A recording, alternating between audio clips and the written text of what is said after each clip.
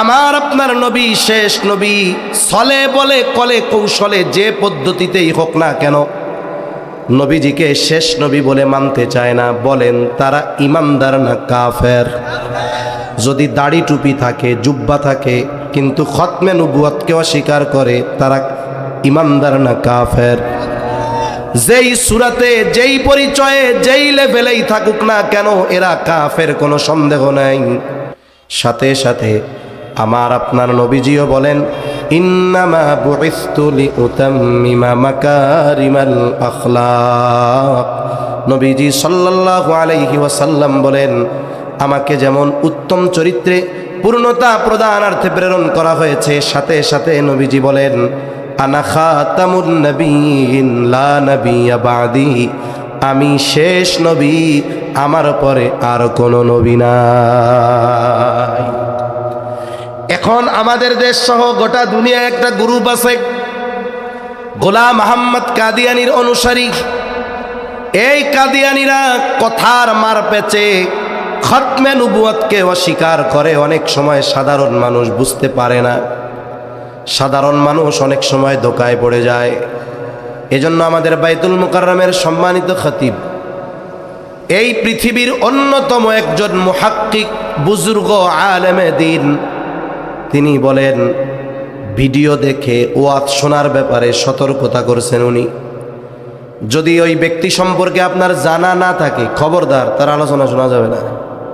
কারণ দাড়ি টুপি মাথায় দিয়ে সুন্দর মতো কাদিয়ানীদের পক্ষে আলোচনা করে এমন ভিডিও ইউটিউবে অভাব নাই।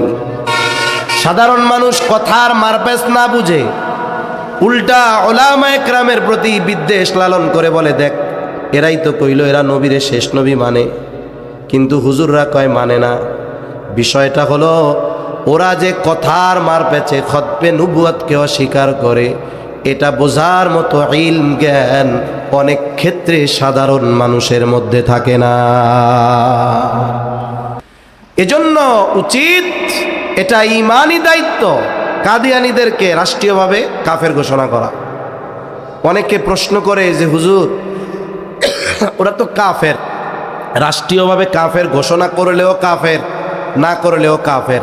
বলেন তো, যারা হিন্দু ধর্মের অনুসারী আছে না অনেকে, আমাদের সমাজে অনেক হিন্দু সম্প্রদায়ের লোক আছে, অন্য সম্প্রদায়ের লোক আছে। আচ্ছা, আমরা কি কখনো কইছি নাকি রাষ্ট্রীয়ভাবে পুনরায় তাদেরকে হিন্দু ঘোষণা করতে হবে? কোনোদিন বলছি? বলি নাই। কেন? কারণ এদেশে যারা অন্য ধর্মের আছে, এরা এদের ধর্মীয় পরিচয়কে গোপন নয় বরং ওপেন করে এই সমাজে বসবাস করে। ঠিক কিনা বলেন? অন্যান্য পৃথিবীর অন্যান্য দেশে, ভারত থেকে যতই অপপ্রচার ছড়ানো হোক না কেন, এটা বাস্তব, পৃথিবীর অন্যতম এক অসাম্প্রদায়িক দেশ যদি পৃথিবীতে 1 নম্বরে থাকে এই বাংলাদেশ। ঠিক কিনা বলেন? পাশের দেশে আই লাভ মুহাম্মদ সাল্লাল্লাহু আলাইহি ওয়াসাল্লাম, এই কথা বলার কারণে যে কত মানুষরে মেরা ফেলছে আর ঘর ভেঙে ফেলছে হিসাব নাই।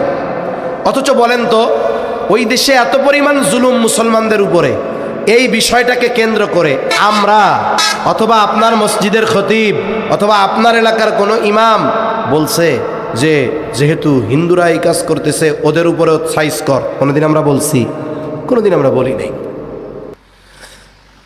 এই দেশ সুন্দর এক সহ অবস্থানের দেশ, তারা তাদের পরিচয়ে ব্যবসা করে, একই বাজারে ব্যবসা করি।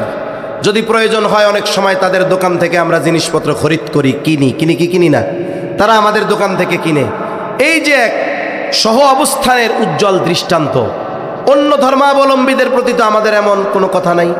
তাহলে কাদিয়ানীদের ব্যাপারে কেন বলে? কাদিয়ানীরা হলো কুফুরি আকিদা লালন করে, কুফুরি বিশ্বাসের উপরে স্থায়ী হয়ে এরা এদের ধর্মীয় পরিচয় দেয় আমাদের ধর্ম ইসলাম, নাম রাখে মুসলমানদের মতো, মুসলমান পরিচয় বহন করে, মুসলমান পরিচয় প্রকাশ করে, কিন্তু খতমে নবুয়তকে অস্বীকার করে।